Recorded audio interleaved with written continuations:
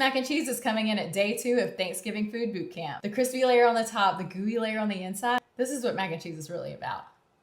If I could tell you anything on day 2 of Thanksgiving Boot Camp, it would be to heavily salt your pasta water right before it's about to come to a boil. And I'm telling you to make it as salty as the ocean. It will make your dish so much better. We're boiling and I'm adding in an entire box of elbow macaroni. I'm letting this cook to package directions about 8 minutes. While the pasta noodles are boiling, we're gonna mix up everything else, and I've got 2 eggs, 2 cans of evaporated milk, a 1/3 cup of milk, a tablespoon of seasoned salt, a teaspoon of garlic powder, make that 2, and about a 1/4 teaspoon of black pepper. And just whisk all of this to combine really well. Then I grabbed a separate bowl, making a quick cheese blend of 2 bags of the extra sharp cheddar cheese. 1, 2, and 1 bag of Monterey Jack cheese. 1.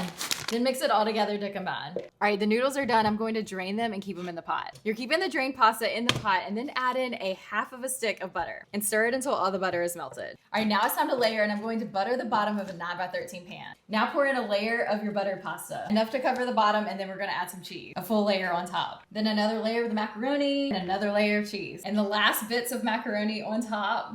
And be sure to press it out into a single layer each time, and then we're gonna top this one with all the cheese. And the final step is we're pouring our milk mixture all over the top of the macaroni. When you get towards the end, that's where your seasonings have kind of sunk to the bottom. So just twirl it around a little bit while you keep pouring into your dish. All right, now I'm going into a 375-degree oven for about 35 to 45 minutes.